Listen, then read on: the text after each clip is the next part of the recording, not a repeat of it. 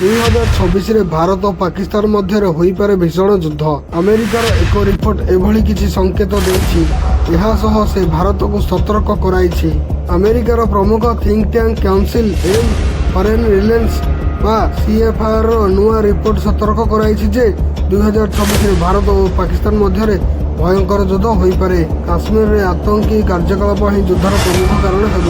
କେବଳ ସେତିକି ନୁହେଁ, ଦୁଇ ଦେଶ ଅସ୍ତ୍ର କ୍ରୟ ବଢ଼ାଇବାରେ ଲାଗିଛନ୍ତି। ମୁଖ୍ୟତଃ ଚୀନ ପ୍ରଦତ୍ତ ଅସ୍ତ୍ରଶସ୍ତ୍ର ଉପରେ ନିର୍ଭରଶୀଳ ପାକିସ୍ତାନ ଏବେ ଯୁଦ୍ଧ ବିମାନ ସଂଖ୍ୟା ବଢ଼ାଇବା ପାଇଁ ସବୁ ଶକ୍ତି ଲଗାଇ ଦେଇଛି। ଭାରତ ମଧ୍ୟ ପ୍ରତିରକ୍ଷା ବଜେଟ୍ ବଢ଼ାଇ ଅତ୍ୟାଧୁନିକ ଅସ୍ତ୍ର କ୍ରୟ କରୁଛି। ଆମେରିକା ରିପୋର୍ଟ ଅନୁସାରେ ପହଲଗାମ ଆକ୍ରମଣ ପରେ ଭାରତର ଅପରେସନ ସିନ୍ଦୁର ଭଳି ଘଟଣା ଆଗାମୀ ବର୍ଷ ପୁନରାବୃତ୍ତି ହେଲେ ପୁଣି ଥରେ ଦୁଇ ଦେଶ ମଧ୍ୟରେ ଯୁଦ୍ଧ ବଢ଼ିବ। ଆଉ ଏଥର ଯୁଦ୍ଧ ଭୟଙ୍କର ରୂପ ନେବ ବୋଲି ଆଶଙ୍କା କରାଯାଉଛି। ଦୁଇ ଦେଶ ପରମାଣୁ ଶକ୍ତି ସମ୍ପନ୍ନ ହୋଇଥିବାରୁ ଯୁଦ୍ଧ ଭୟଙ୍କର ରୂପ ହୋଇପାରେ। ତେବେ ଅପରେସନ ସିନ୍ଦୁର ପରେ ଯୁଦ୍ଧ ବିରତି ହେବା ଭଳି ଘଟଣା ପ୍ରମାଣିତ କରିଛି ଯେ କୂଟନୈତିକ ଚେଷ୍ଟା ଦ୍ୱାରା ଉତ୍ତେଜନା ନିୟନ୍ତ୍ରଣ କରାଯାଇପାରେ।